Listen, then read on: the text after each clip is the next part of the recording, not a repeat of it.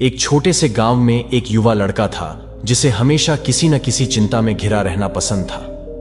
हर बार जब उसे किसी से नकारात्मक टिप्पणी मिलती या कोई दुखद घटना घटती, वह उस पर विचार करता रहता। ये विचार उसके दिमाग में इस कदर घर कर जाते कि वह दिन रात उन्हीं के बारे में सोचता रहता। वह न ही लोगों से ठीक से बात कर पाता और न ही अपने काम पर ध्यान दे पाता। समय के साथ उसका स्वभाव चिड़चिड़ा हो गया और वह हमेशा तनाव में रहने लगा। एक दिन उसके एक दोस्त ने उसे सलाह दी, तुम्हारी इस मानसिक समस्या का समाधान जैन गुरु कर सकते हैं जो पास के मठ में रहते हैं, उनसे जाकर मिलो। लड़के ने सोचा कि शायद यही सही उपाय है और वह मठ की ओर चल पड़ा।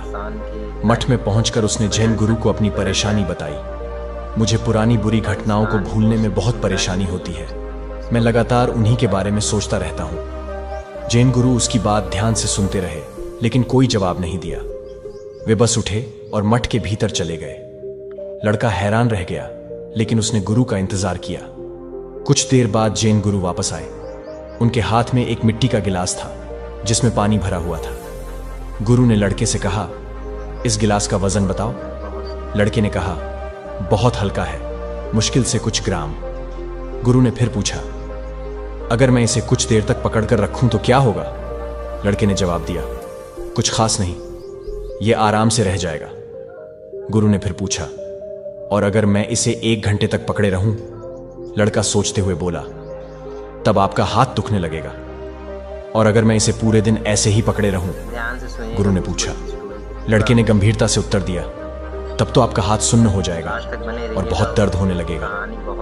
गुरु ने सिर हिलाते हुए कहा, बिल्कुल सही, पर क्या इस गिलास का वजन बढ़ा? लड़के ने कहा, नहीं, वजन वही है। तो फिर दर्द क्यों हुआ? गुरु ने पूछा। लड़के ने उत्तर दिया, क्योंकि आपने उसे बहुत देर तक पकड़े रखा। गुरु ने मुस्कुराते हुए कहा, बिल्कुल, यही बात तुम्हारी समस्याओं पर भी लागू होती है। जब तुम परेशानियों को अपने मन में लंबे समय तक रखते हो, वे धीरे धीरे भारी हो जाती है और तुम्हें मानसिक पीड़ा देती है। उन्होंने गिलास को नीचे रखते हुए कहा, अगर तुम इस गिलास को नीचे रख दोगे, तुम्हारे हाथ का दर्द भी चला जाएगा। इसी तरह अगर तुम अपनी पुरानी बुरी यादों को छोड़ दोगे, तुम्हारा मानसिक बोझ भी हल्का हो जाएगा। गुरु ने समझाया, समस्याएं और गलतियां जीवन का हिस्सा हैं, लेकिन उनका बोझ उठाकर चलते रहने से तुम जीवन का आनंद नहीं ले पाओगे। जो हो चुका है उसे छोड़ दो और आज पर ध्यान दो, यही तुम्हारी मुक्ति का मार्ग है। लड़का समझ गया कि समस्याओं को पकड़े रहने से सिर्फ पीड़ा बढ़ती है। उसने जैन गुरु का आभार व्यक्त किया और मन ही मन ठान लिया कि अब वह अपने अतीत के बजाय अपने वर्तमान पर ध्यान देगा। क्या आप अपनी जिंदगी में प्रेरणा और सुकून की तलाश में हैं?